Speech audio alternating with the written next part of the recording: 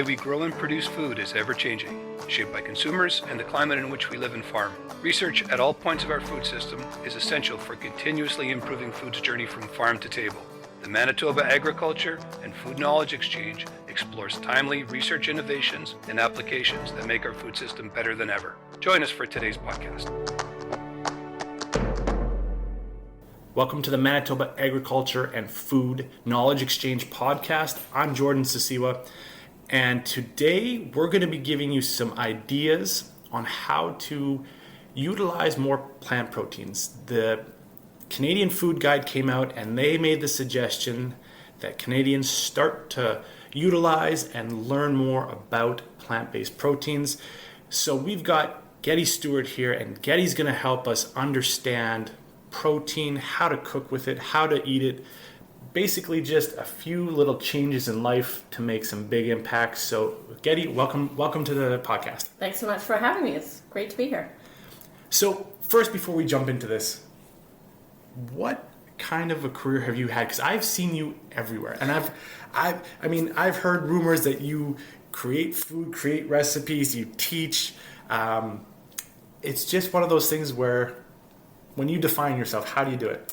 I define myself as someone who really loves whole, fresh, local, seasonal food, and am passionate about sharing tips and ideas and recipes for how people can cook with fresh, whole ingredients, and how to cook with it, preserve it, and enjoy it.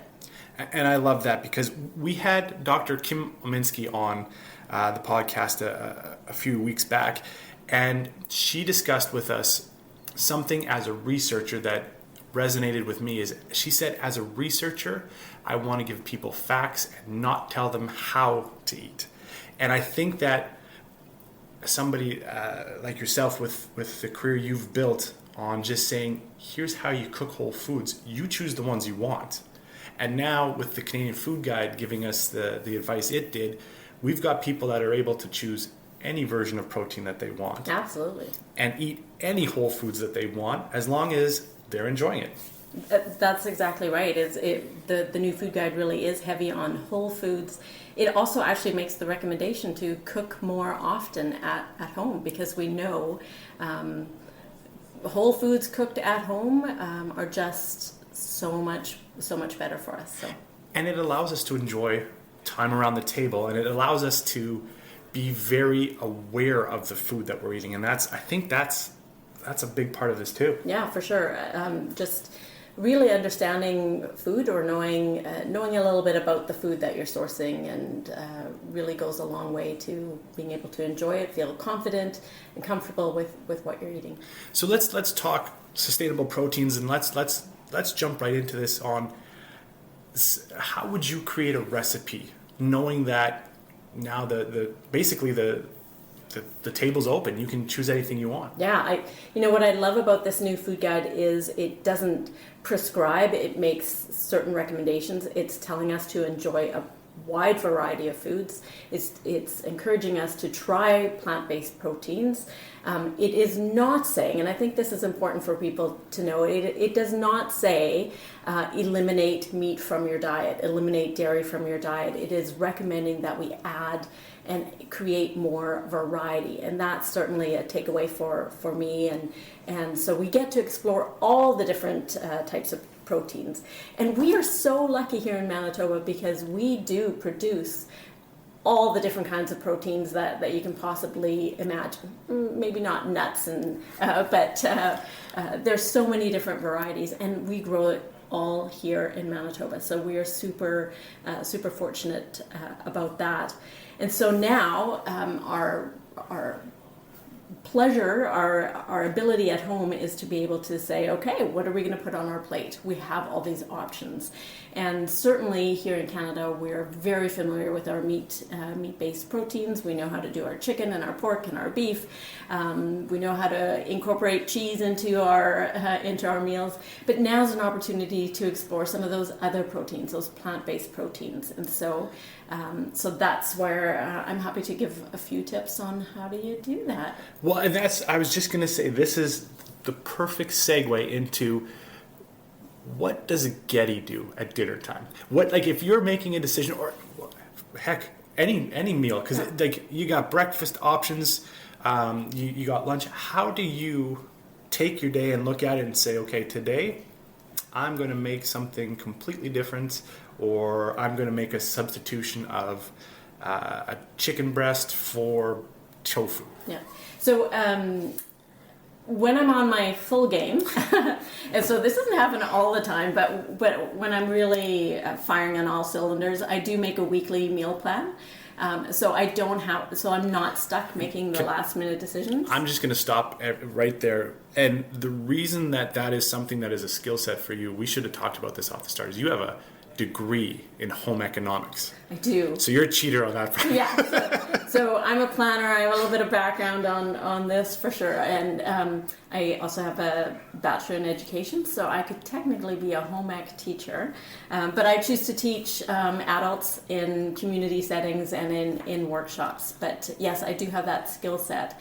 And just planning out the meals, and it doesn't have to be tricky. It can be as quick and easy as, the back of an envelope, writing out what am I going to eat Monday, Tuesday, Wednesday, make a shopping list based on that, and you'll quickly see a pattern emerge, like Mondays do tend to be our meatless days, or Tuesdays do tend to be Taco Tuesdays, or it just helps and with the planning and meal prep throughout the entire week. So when I do look at my week, I am finding now that we are incorporating more plant-based meals throughout the week. So we're probably at 2 to 3 meals a week that we choose to go plant-based. The rest we're more of the traditional meat-based protein dishes. And so I think about the factors that go into my planning are, what's everybody doing? Where's everybody going to be at dinner time? It's like, turns out Wednesday nobody's home, or people need to be at 10 different places at the same time. And so I need quick and easy meals, or something in the crock pot, or a soup, or something that people can ladle out themselves before they run off to the next event. So that's something that I sort of carve out for Wednesdays. Quick and easy, one pot type of meals. Then I think about what are some options? We have some favorites. What does everybody like? What does if one of my kids isn't home on Thursday and I know they don't like hamburgers, well, maybe that's hamburger night, right? So really try and consider that.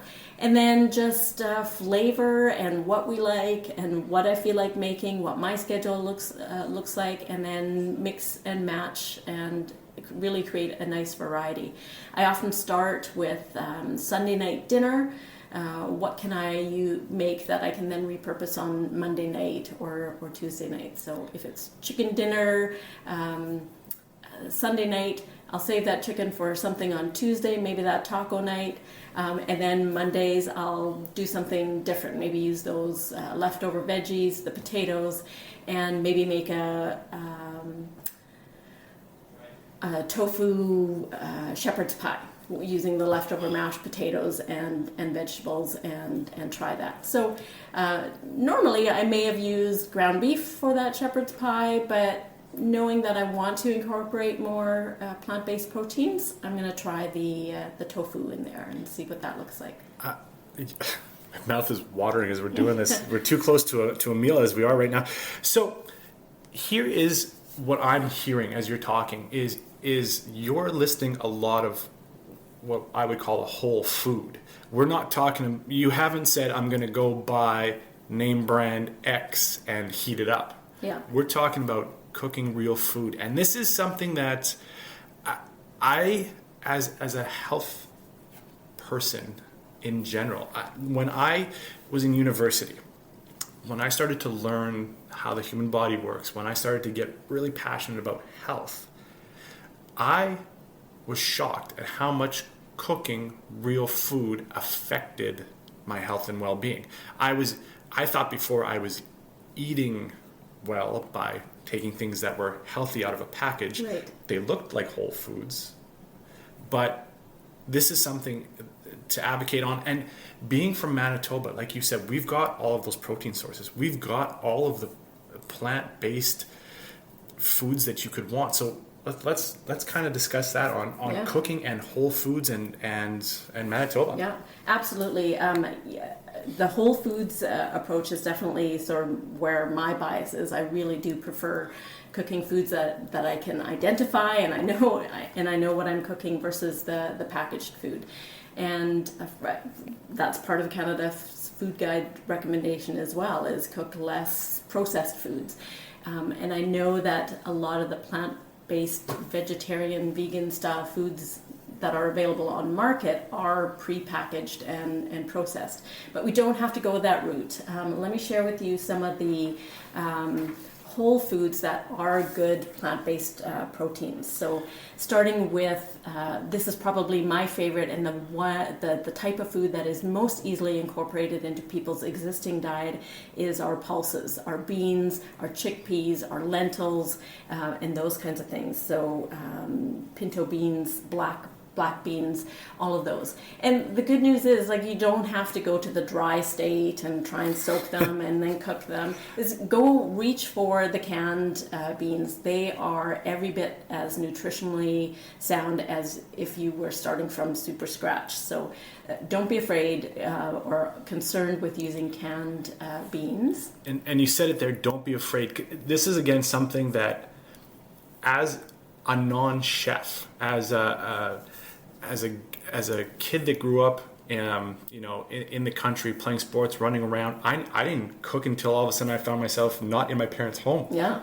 And the first time I ever started cooking with quinoa or cooking with, because this is something that when you learn the reason for using pulses, the fibers, the nutrients that are in it, I didn't realize you can just put the stuff in water and leave it. Yeah. And I think that's something more people need to know, is it's not hard to cook with this stuff. It's not hard to cook with beans or pulses at all. And if you're, and I suggest you start slowly, gradually, however you want to say that.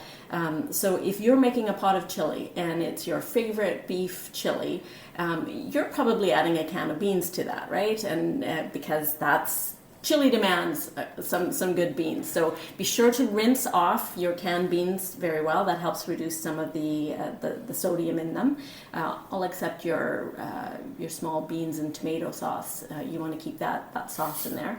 But instead of going to a completely vegetarian or vegan version of a chili, just add more beans. Instead of just one can, add 2 beans. Maybe do half the meat that you're used to doing and add an extra can of beans, or add a different type of beans. So if you're already using the red kidney beans, maybe you're using the beans and tomato sauce, maybe try adding chickpeas to your existing chili recipe. And so you're just adding more plant proteins, you're getting the added fiber and nutrients that come with adding plant-based proteins. Maybe when you're making a soup, you're making a vegetable soup, add a can of beans. You're upping the protein content, you're going to be fuller, longer, it's very satisfying, and people usually don't object too much about having a bean or two in a soup, stew, chili, or so forth. So you're probably not going to get a lot of resistance from anyone around your table that might be saying, no way, I'm eating plant protein. It's funny. I wish everyone could see me nodding along and taking notes here on this. This is all stuff I would have never thought to do that. Just like I don't know why it is, but when I see a recipe pop up in front of me, I always think either I'm making a vegan thing if I'm going plant-based, or I'm making a meat thing, and I've never thought that because I don't mind black beans, kidney beans in my chili. Yeah, they make me just as happy as the meat chunks. Right. And so it doesn't have to be all or nothing, right? Yeah. We can totally compromise and switch things up and mix and match. Maybe you do want to go whole all the way and have a vegetarian chili. That's cool too. I love. We go through 3 different types of chili. We have our standard beef kind of chili with beans. We have a pork and bean chili, and we have a vegetarian chili with quinoa that we rotate through. So just variety is fantastic. I also make a killer pulled chicken. Nice. Oh yeah, pulled chicken chili. That's my style too, but So add beans to that. There we go. With the chicken, I would recommend some white beans, some white kidney beans, and away you go. I love it. Another source of plant proteins are nuts and seeds. So this is where I use nuts and seeds often in breakfast foods and lunch foods and snacks. So even if I'm not using them as dinner, this is how I would incorporate it throughout the rest of the day. So if I'm having a bowl of oatmeal in the morning, which is you're already off to a good start, just top it with a few nuts and seeds to incorporate a few more plant proteins and get a little hit of protein first thing in the morning to really see you through the day. Use your nut butters, so peanut butter or almond butter, they're a source of protein. You can mix that into a smoothie. Hey, did you know that you can add beans, going back to the pulses, you can add that to your morning smoothie as well, so you can get a little bit of protein. It's going to add a little bit of creamy texture. Here I would recommend a white bean, so you're not getting the color to influence people's taste preferences. But so adding nuts and seeds. At lunch or on snack, if you're having cream cheese on crackers or a bagel, top it with a mixture of nuts and seeds. So oftentimes I will do pepitas, pumpkin seeds, sunflower seeds, some chia, some hemp, and just sprinkle that on top for an extra hit. Let's talk right now about the protein source that most blew my mind. Yeah.